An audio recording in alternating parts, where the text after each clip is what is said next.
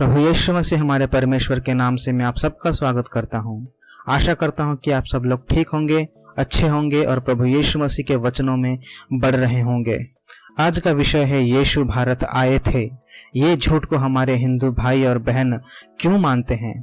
कौन सा ऐसा सबूत है जिसको ये लोग मानते हैं और कैसे उसी सबूत नहीं इनको और इनके गलत इरादे को कैसे पोल खोलता है? जैसे आपने YouTube में कई सारे मसीही विरोधी से सुना होगा और हमारे हिंदू भाई बहनों ने मान लिया कि यीशु भारत आए थे और वेदों का ज्ञान लिए थे, और वो सबूत दिखाते हैं निकोलस नोटोविच की किताब the unknown life of Jesus Christ, एक जर्मन पत्रकार का लिखा हुआ एक किताब। अगर ये एक स्कॉलर होते तो अलग बात होती, लेकिन यीशु को गलत साबित करने के लिए ये लोग इतने अंधे हो चुके हैं कि एक पत्रकार के बातों पर भी विश्वास कर लेते हैं। पर ये उनकी मर्जी है, और मुझे लगता है कि आपने ये सारे वीडियोस भी देखे होंगे जहां निकोलस नोटोविच के झूठे दावे का पोल खोल दिया, और तब से हमारे कुछ हिंदू भाई और बहनों ने इनको कोट करना बंद कर दिया। लेकिन अभी भी बहुत सारे ऐसे भटके लोग हैं जो अब तक निकोलस और उन सारे पाखंडी यूट्यूबर्स की बात मान रहे हैं। इसीलिए हमें आज का ये वीडियो बनाना पड़ रहा है।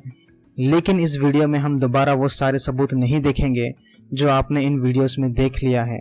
हम नए सबूत देखेंगे कि जिस निकोलस नोटोविच के किताब को इस्तेमाल करके हमारे हिंदू भाई और बहनों ने यीशु के विरोध बात किया, उसी निकोलस नोटोविच ने हमारे हिंदू भाइयों को शर्मिंदा किया है। अगर ये लोग उनकी किताब को पढ़ते तो निकोलस को कभी कोट नहीं करते और यीशु के खिलाफ बात नहीं करते। हम देखेंगे कि निकोलस ने हिंदू धर्म के बारे में क्या कहा जब हम पढ़ते हैं the unknown life of Jesus Christ, जिसको लिखा है निकोलस ने। जिस किताब के अनुसार यीशु भारत आए थे, उसके अध्याय 5 में यह लिखा है कि जब यीशु भारत आए तो उन्होंने भारत के कास्ट सिस्टम यानी जाति प्रथा को पूरी तरह ठुकरा दिया, जाति को मानने से इनकार कर दिया। तो इससे एक बात तो साबित हो गई कि जाति प्रथा भारत में पहले से ही था और यीशु ने उसको ठुकरा दिया। अब सवाल है हिंदुओं से, क्या आप इस बात को मानते हैं? जवाब कमेंट सेक्शन में दे सकते हैं। बस इतना ही नहीं दोस्तों, यीशु ने त्रिमूर्ति और हिंदू धर्म के भगवानों को भी ठुकरा दिया, और यीशु ने यह तक कह दिया कि वेद भगवान से नहीं आया है। फिर से सवाल, क्या कोई भी हिंदू पूरी दुनिया में यह मानता है कि वेद भगवान की तरफ से नहीं आया है और त्रिमूर्ति और सभी हिंदू भगवान झूठे हैं? देखा दोस्तों, जिस किताब को ये लोग कोट करते हैं, जिस किताब को आधार करके ये लोग यीशु पे झूठा आरोप लगाते हैं, उसी किताब ने उल्टा इन लोगों के धर्म पे ही सवाल उठा दिया। इसलिए हम हमेशा कहते हैं कि जब आप यीशु पे या फिर क्रिश्चियनिटी को गलत साबित करना चाहते हैं कोई भी किताब को इस्तेमाल करके, मैं अनुरोध करता हूं कि पहले खुद पढ़ें, अगर पढ़ना आता है उसके बाद इस्तेमाल करें। चलिए इस किताब को थोड़ा और पढ़ते हैं। जब हम पढ़ेंगे अध्याय 7 को, यहाँ पे यीशु ने मूर्तियों को भी ठुकरा दिया। कहते हैं कि मूर्ति पूजा गलत है। अब बताइए कौन सा ऐसा हिंदू है जो मूर्ति पूजा नहीं करेगा? जरा अपना नाम कमेंट सेक्शन में दे दीजिए। अगर आप मानते हैं कि यीशु भी वैदिक धर्मी थे, हिंदू थे, तो उनको तो मूर्ति पूजा को मानना चाहिए था, मूर्ति पूजा करनी चाहिए थी। इसका मतलब इस किताब के अनुसार यीशु भारत आए, वेद सीखे, हिंदू धर्म सीखे और सब जानने के बाद हिंदू धर्म को ठुकरा दिया। शायद उनको हिंदू धर्म पसंद नहीं आया होगा या फिर हिंदू धर्म में ही खोट होगा, इसलिए वो वापस अपने घर लौट गए। क्या आप इस बात को मानते हैं? चलिए अब आपको बताते हैं कि क्यों निकोलस नोटोविच ने यह किताब लिखा। क्या मकसद था इस किताब को लिखने के पीछे? क्या वो यीशु से या फिर क्रिश्चियनिटी से नफरत करते थे? जी नहीं, ऐसा नहीं है। जब हम इस किताब को पढ़ेंगे तो हमें जवाब मिल जाएगा।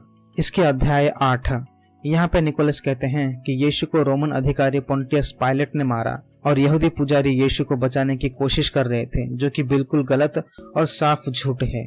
इतिहास और बाइबल कहता है कि पोंटियस ने यीशु को सूली पे मजबूरी में चढ़ाने का आदेश दिया। उनको मजबूर किया खुद यहूदी पुजारियों ने। कुछ यहूदी लोग, जिसमें शामिल थे कुछ मंदिर के पुजारी भी, वो यीशु को मारना चाहते थे, ना कि पोंटियस पायलट। लेकिन क्यों निकोलस ने ये बात उनके किताब में लिखा? क्यों निकोलस ने झूठ बोला? जब हम पढ़ेंगे निकोलस नोटोविच के बायोग्राफी को, तब हम जानेंगे कि निकोलस एक यहूदी खानदान में पैदा हुए थे। हालांकि बाद में उन्होंने रशियन ऑर्थोडॉक्स को अपना लिया, लेकिन वो एक यहूदी थे।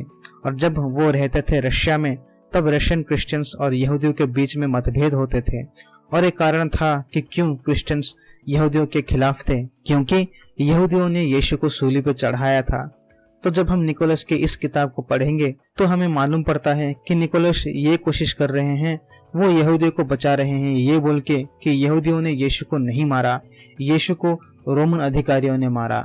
निकोलस के विचार सही थे कि वो लोगों के बीच शांति लाना चाहते थे, लेकिन उन्होंने झूठ का सहारा लिया और ऐसा झूठ बोला कि आज 2018 में भी कुछ पाखंडी इनके झूठ को सच समझ के यीशु और क्रिश्चियनिटी को गलत साबित करने निकल पड़ते हैं। देखा दोस्तों, हमारे हिंदू भाई बहन जिस किताब को इस्तेमाल करते हैं बिना सोचे समझे, बिना पढ़े, सिर्फ पाखंडी यूट्यूबर्स की बात सुन के खुद गड्ढे में फंस रहे हैं। अब मेरा सवाल है सारे हिंदुओं से जो ये कहते हैं कि यीशु भारत आए थे, और इसका सबूत निकोलस नोटोविच की किताब the unknown life of Jesus Christ है। मैं उन सभी हिंदुओं से पूछना चाहता हूँ, जिस इंसान से आपने ये सीखा कि यीशु भारत आए थे लेकिन सबूत ने उसके ही पोल खोल दी, क्या आप उस इंसान को अब भी मानेंगे? क्या आप उस इंसान की बात अब भी सुनेंगे जिसने आपको धोखा दिया, जिसने आपको गलत जानकारी दिया सिर्फ यीशु को बदनाम करने के लिए? क्या आप अब भी उसकी बात मानेंगे? अगर हाँ, तो मैं सारे हिंदुओं से कहता हूँ, क्यों आप अब भी झूठ को ही मान रहे हो? क्यों अपने अहंकार के लिए अपने आंखों को बंद कर रहे हो? और अगर आप उसकी बात नहीं मानेंगे क्योंकि खुद आपने सच को जान लिया, तो मैं आपको बधाई देता हूँ। आपने सही चुनाव किया, आपने झूठ को ठुकरा के सत्य को अपना लिया, क्योंकि यही हमारा मकसद है, यही यीशु का मकसद था कि जो लोग शैतान के झूठ के जाल में फंसे हैं वो उन्हें सत्य का मार्ग और सत्य का अवगत कराए। और सत्य कौन है? यीशु ही मार्ग है, यीशु ही सत्य है और यीशु ही जीवन है। मैं आपका स्वागत करता हूं कि आप भी इसी सत्य को अपनाएं। आज के लिए बस इतना ही दोस्तों। अगला वीडियो बड़ी ही मजेदार होगा, क्योंकि हम इसी टॉपिक को आगे लेंगे और देखेंगे कि एक जाने माने हिंदू स्वामी ने भी कहा कि यीशु भारत आए थे और यीशु को गलत साबित करने के लिए निकोलस का सहारा लिया, लेकिन सबूत ने उनके भी पोल खोल दी।